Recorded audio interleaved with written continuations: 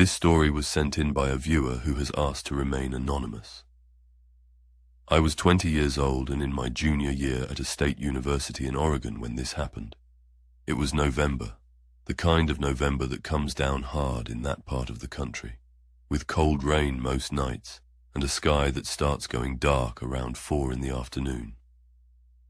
I had a midterm coming up in my research methods class, and I'd been going to the science library on the north end of campus to study. Fletcher Hall, it was called. It stayed open until midnight, and the study rooms on the 3rd floor were quieter than anything in the main building. Small glass-walled rooms, 4 chairs, a whiteboard, fluorescent lights that buzzed just barely loud enough to hear if you listened for them. I liked it up there. I could spread out, and at that hour most of the rooms were empty. My apartment was about 6 blocks from the edge of campus.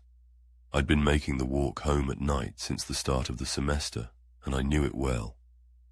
Down the main path from Fletcher, through the North Gate, left on Birch Street, across 4th Avenue, then 2 more blocks down to my building on Elm. It took maybe 15 minutes. The neighborhood was quiet, mostly older houses rented out to students, a few long-time residents, a coffee shop on the corner that closed at 9. I walked that route 3 or 4 nights a week and never thought twice about it. That fall I'd gotten into the habit of staying until close to midnight, then packing up and walking home in the cold with my earbuds in and my coat collar turned up. I didn't pay much attention to what was around me. I was usually still running through whatever I'd been reading. The walk was just the space between the library and my couch. And then one night, I started paying attention. It was a Tuesday, the 2nd week of November. I packed up around 11:45 and took the stairs from the 3rd floor down to the main entrance.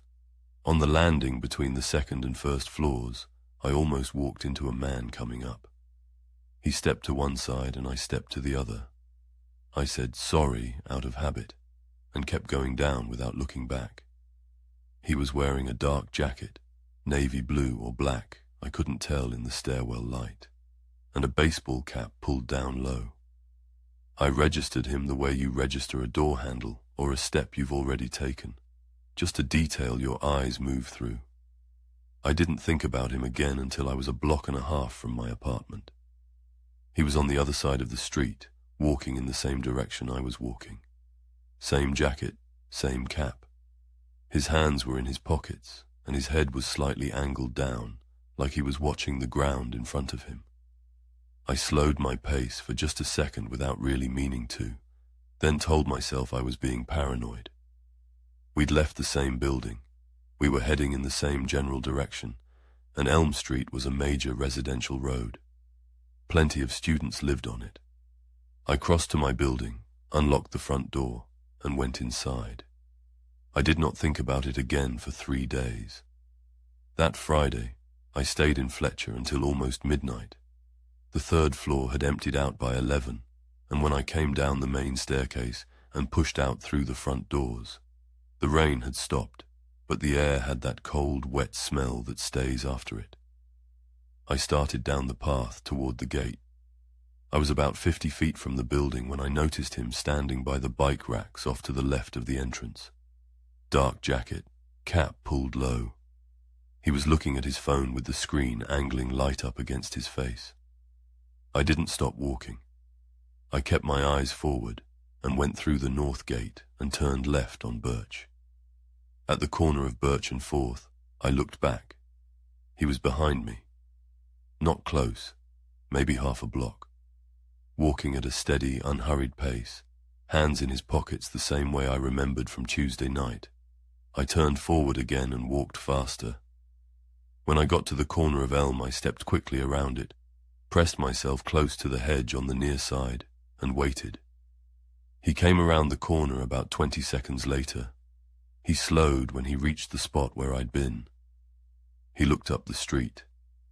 I was in shadow and I don't know if he saw me. Then he turned around and walked back the way he'd come, disappearing back toward campus at the same unhurried pace. I stood there after he left. Then I went inside and told my roommate about it. She said he probably just lived nearby and I was overthinking it. She said that like it was obvious, and I wanted her to be right. And for about 2 days, I managed to convince myself she was. The following Tuesday, I came out of Fletcher at 11:15 and saw him through the glass doors before I pushed them open. He was sitting at one of the tables just inside the entrance, looking at something in his hands. I went back to the elevator, rode up to the 3rd floor, and took the rear staircase down to the side exit. I walked a longer route home, down along the Arts Quad, behind the dining hall, up through the residential cluster, adding about 12 minutes. I got home without incident.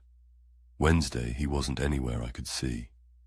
Thursday, he was standing at the corner of Oak and 4th when I came through the north gate. Just standing. Not on his phone, not meeting anyone, not doing anything I could point to as a purpose. Standing in the cold with his hands in his pockets, facing in my general direction. I crossed to the far side of the street and walked fast, and did not look back a second time. That's when I started keeping track.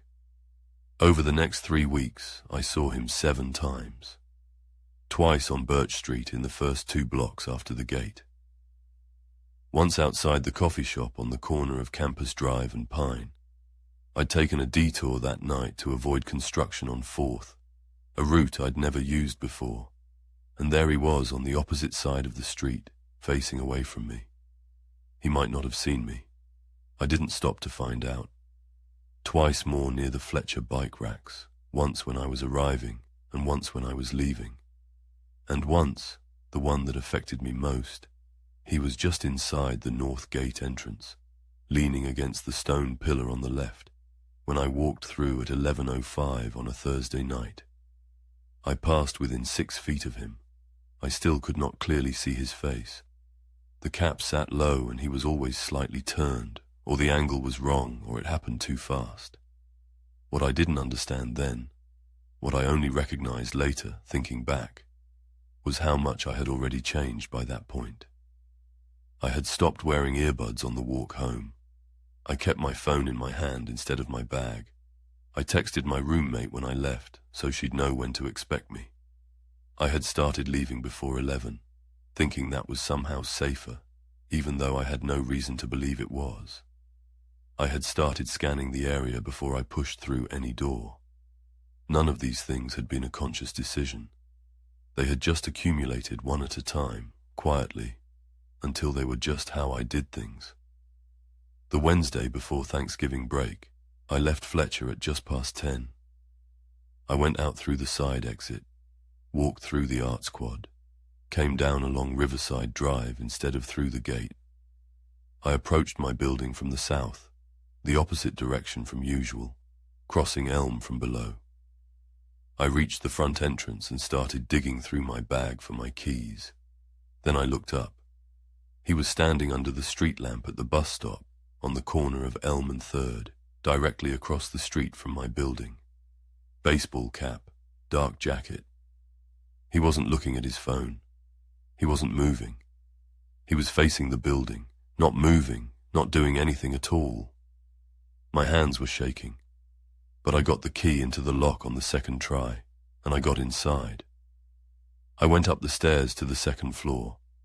Our apartment was at the front of the building, and went to the window at the end of the hallway that looked out over Elm Street. He was still there. I pressed close to the wall and watched through the glass. 1 Mississippi, 2 Mississippi. I counted all the way up. I know exactly how long he stood there because it was 10:23 when I came through the front door. I had checked my phone coming in, and it was 10:34 when he finally turned and walked away. No hurry, no look back. Just turned and walked in the direction of campus, like he had finished whatever he'd come there to do. I had never once clearly seen his face, not in 6 weeks. I called my roommate from the couch with every light in the apartment on. I didn't go back to that apartment after the Thanksgiving holiday. My parents drove back with me over the break and helped me pack up my things, and I stayed in a friend's dorm room for the rest of the semester. I went to campus security and filed a report. They told me that without a direct threat or physical contact, there wasn't much action they could take. They said to call if I saw him again. I never saw him again. I moved to a different apartment in January, on the far side of campus. I changed my study hours. Spring came and went without incident. I still don't know who he was. I don't know if he knew my name, or which window belonged to my apartment, or how he knew where I lived. I don't know how long he had been following me before I noticed. That's the part I've never been able to let go of. By the time he was standing at that bus stop, I'd been aware of him for 6 weeks. But what happened before the stairwell, before Birch Street, before the bike racks? I never found an answer to that. I don't think I ever will. This story was sent in by a viewer who has asked to remain anonymous. I had been running the same 3-mile loop through my neighborhood for almost 2 years when this started. I'm 31. I live in a suburb about 20 minutes east of Columbus, Ohio, and the morning run had become the kind of habit I didn't really think about anymore. Alarm at 5:50, out the door by 6:15, back inside by 6:45. My wife would still be asleep when I left, and sometimes still asleep when I got back. I'd make coffee, shower, and be at my desk by 8. The routine was as automatic as brushing my teeth. The route was always the same. Down our street, Greenfield Road, to the end, left on Hartley, past the park at the bottom of the hill, then back up through the side streets to Miller Lane and home. About 3 miles, almost exactly. I knew every house on that loop. I knew whose porch lights stayed on all night and whose didn't. I knew where the sidewalk lifted from tree roots and where you had to step over it to avoid twisting an ankle in the dark. I knew which dogs would bark from behind fences and which ones would just watch you through the slats. That kind of familiarity where nothing registers as unusual anymore because you've seen all of it so many times. It was the 3rd week of March when I first noticed the truck. Silver pickup, full size, with dark tinted windows, parked on Greenfield, 2 houses past the Kellerman's place. I noticed it because it wasn't one I recognized, and I knew most of the cars on that stretch. The Kellermans had renters who cycled through with different vehicles, so I'd gotten in the habit of noticing unfamiliar cars in that area. But I didn't think anything of it. I ran past and forgot about it within the first quarter-mile. The next morning it was parked on the other side of the street, 3 houses further down, closer to the corner of Birch. I noticed it because something in my brain flagged it before I consciously registered why. Same silver finish, same dark windows, same model. I remember slowing my pace slightly as I went past, tilting my head to try to see through the windshield. In the early morning light, before the sun was fully up, the tint was opaque. On the 3rd morning it was around the corner on Hartley, parked on the right side of the street, facing the direction I was running from. I stopped when I saw it. I stood on the sidewalk and looked at it for a moment. The windows were dark. I couldn't tell if there was anyone inside. After a few seconds I started running again, and by the time I was past the park I had talked myself into an explanation. Someone with an irregular work schedule. Someone visiting a house on multiple streets. Something routine that just happened to intersect with my route a few times. There's always a reasonable explanation if you need one badly enough. I mentioned it to my wife that weekend. She said it was probably just a neighbor I hadn't noticed before, and I was reading too much into it. She said it gently, which made me feel a little more foolish than if she'd brushed it off. I told myself she was right and let it go. But I kept watching. The following Monday, I changed my route. Instead of turning left on Hartley, I went right toward Morrison Street and around the back of the elementary school, then looping back through Birchwood Drive. A quarter-mile longer, a different rhythm, houses I wasn't as familiar with. The truck was parked on Birchwood Drive. I almost stopped mid-stride when I saw it. It was sitting between 2 houses on the right side of the street, engine off, windows dark. I slowed to a walk and looked at it. I told myself it was a different truck, same model, same color, but there were plenty of silver full-size pickups in a suburb like this. I held that thought for about 4 blocks. Then I stopped holding it. I started varying the route every morning. Sometimes going left on Hartley, sometimes right, sometimes adding a detour through Linden Circle, or out to the dead end on Park Road where the new development had stalled and there were nothing but empty lots. The truck showed up. Not every morning, maybe 3 or 4 times a week, sometimes twice in the same spot, and then absent for 2 days before appearing somewhere new, somewhere I'd only started using that week. I tried to get the license plate twice. The first time I ran close to it on Hartley, and the plate was caked in road grime in a way that made it unreadable in the pre-dawn light. The second time, on a Friday morning on Miller Lane, I stopped in front of it and looked directly at it. The engine was running. I could hear it idling.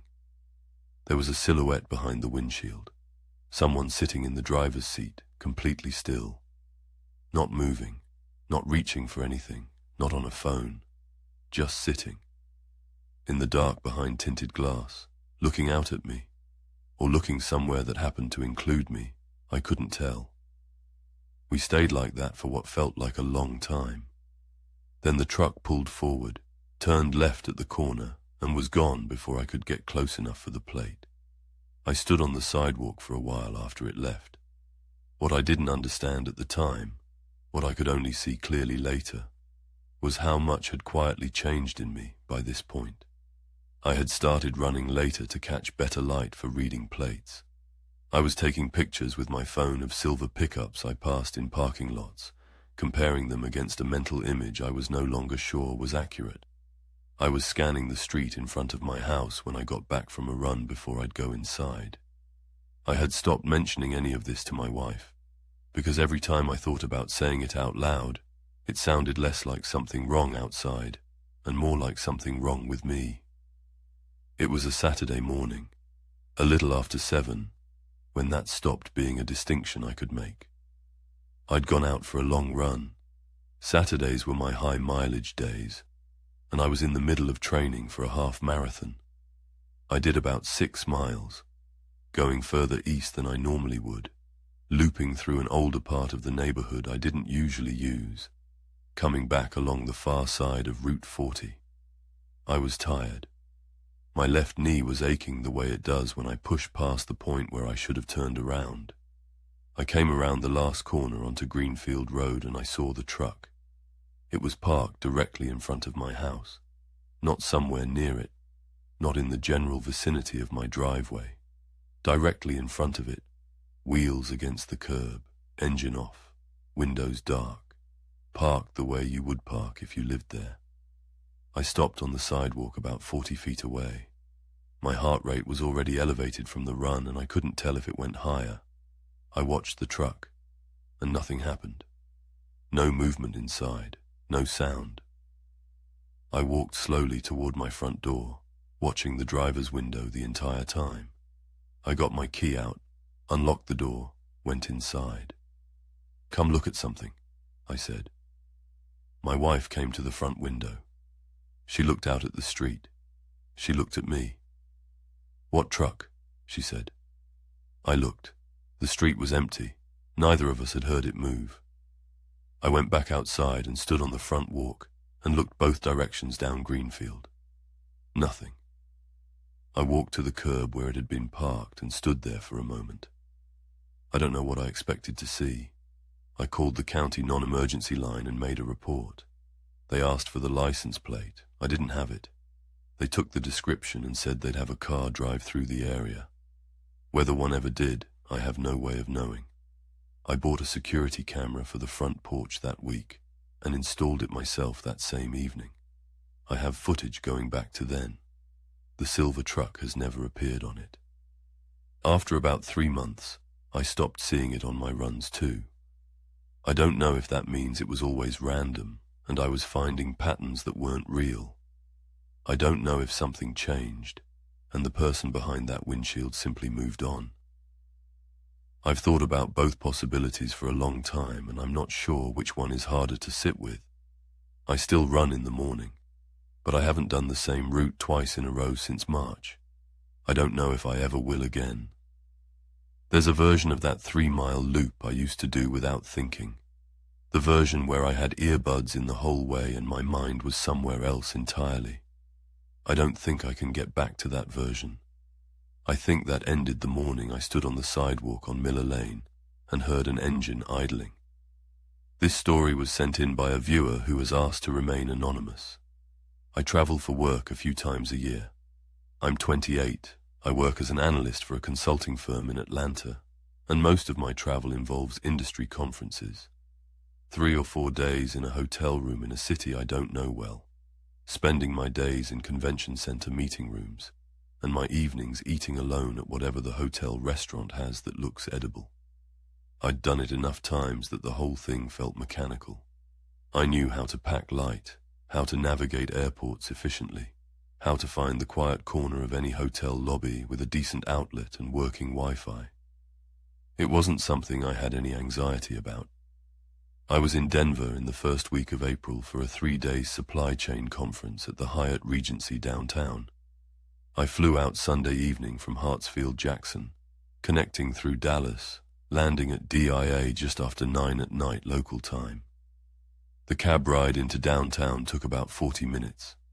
I checked in, got my key card for room 814 on the 8th floor, ordered room service, and was asleep by 11:30. Standard travel day, nothing about it that I would have thought to remember. On the plane from Dallas to Denver, I had an aisle seat, 14C. The flight was a little over 2 hours. Somewhere above the Texas Panhandle, I got up to use the restroom, and on the way back to my seat, I passed a man sitting in the window seat 2 rows behind me on the right side of the cabin. Mid-30s, medium build, close-cropped dark hair, narrow glasses with dark frames. I noticed him only because we made brief eye contact as I walked past. The kind of thing that happens on planes when you're moving and someone looks up. He looked away. I went back to my seat. I didn't think about him again until the next morning. It was just after 7 when I came down to the hotel restaurant for breakfast before the opening session. The restaurant was moderately busy, maybe a third of the tables taken. I was seated by the window and had just ordered coffee when I looked across the room and saw him at a table near the far wall. Same glasses, same close-cropped hair. He was looking at his phone and had a plate of eggs in front of him. He didn't look up in my direction. I told myself the obvious thing. This was a conference with 340 registered attendees, probably 200 of them staying in this hotel. And of course some were on connecting flights from Dallas. Of course some were eating breakfast in the same restaurant. This was coincidence the way everything is coincidence, before it isn't. I finished my breakfast and went upstairs. He was in the opening session, not near me. He was toward the back of the room, and I was in the middle third, but I saw him when I was looking for an open seat. I sat down, turned my attention to the front of the room, and told myself I was done noticing him. The first day went by without anything I could specifically point to. Sessions, lunch with 2 people from a Chicago firm I'd met at the same conference the year before, an evening cocktail reception on the terrace, in bed by 10. Normal. Tuesday started the same way. I saw him at breakfast again, same far table. I saw him in the morning panel on supply chain analytics, in the front right section while I was near the center. Both times I noticed, and both times I looked away and tried to hold on to the coincidence explanation, which was getting harder to hold. Tuesday afternoon, between the 2 o'clock and 3:30 sessions, I went back to my room to drop off some printed materials I'd been carrying. I took the elevator up to the 8th floor and walked down the corridor toward 814. About halfway down the hall, I heard a door close somewhere behind me. I didn't look back. I got to my room, went in, left the papers on the desk, went back out. He was in the elevator when the doors opened on the ground floor. He stepped out and I stepped in and we were next to each other for about 2 seconds. He didn't look at me, or he glanced, and then looked away so quickly I couldn't be certain he had. I rode back up to the 8th floor and went to the afternoon session. I sat in the back row so I could see who came in. He came in about 10 minutes after I did and sat in the front right section again. That evening, after the cocktail hour, I didn't go to the group dinner. My feet hurt and I wanted to eat something small and sleep. I got a sandwich from the grab-and-go off the lobby and took the elevator up to the 8th floor alone. The doors opened. He was in the hallway, not near the elevator, further down the corridor, maybe 30 feet ahead, on my side of the hall. He was facing away from me, toward the far end. My room was to the left. He was standing between me and the far end, which was not where my room was. I turned left and walked toward 814. I heard nothing behind me, no footsteps, no door. I got to my room, slid the key card, went inside. I put the sandwich on the desk. I didn't unwrap it. I stood in the center of the room for a moment. Then I went to the door and looked through the peephole. He was there, standing in the hallway about 20 feet from my door, on the same side of the corridor, not walking, not on his phone, just standing, facing slightly away, so I was seeing him in profile through the fisheye glass. He wasn't moving at all. I watched him, and nothing happened. He just stood there, not doing anything, not going anywhere, in a hallway on the 8th floor of a hotel, where my room was the only occupied room in that stretch of corridor that I was aware of. I finally looked away from the peephole to get my phone off the desk. When I looked back through it, the hallway was empty. I don't know how long he'd been standing there before I looked through the peephole. I don't know how long I watched him. I hadn't thought to check the time when I started, and I didn't check it until after the hallway was empty. It was 9:47. I had stepped off the elevator at 9:23. I had stood in the middle of the room for some amount of time before going to the door.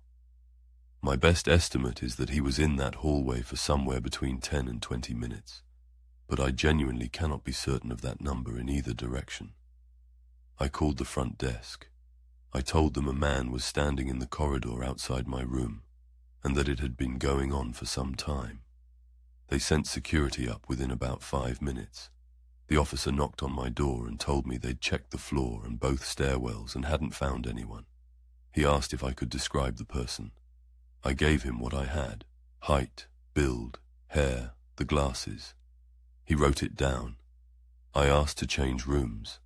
The desk moved me to the 14th floor, room 1407. I packed my things and moved. I did not see him again on Tuesday night. I did not see him on Wednesday. The conference ended Wednesday afternoon. I took a cab back to DIA, got through security, and found my gate. I was almost an hour early, so I sat at the end of the seating area with my back against the wall and worked on my laptop.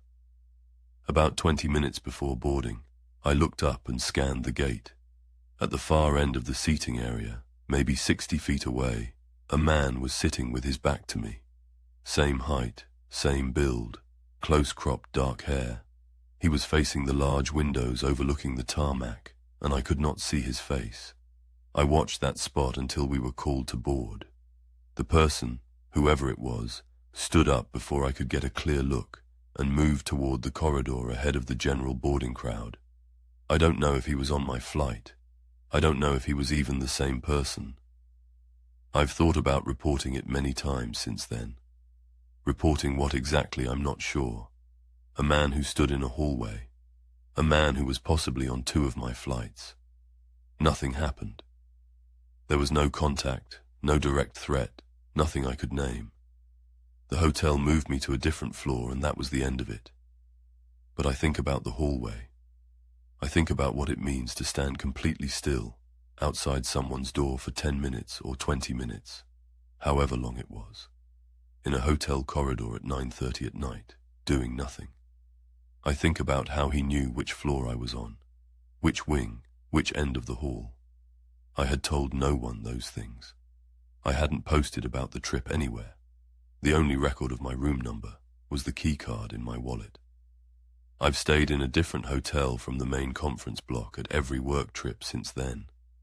I check the peephole every time before I open my door, even when I'm the one who knocked. I've never been certain I've seen him again. I've also never been certain I haven't. Whatever was out there in each of those stories never had to do anything to leave a mark.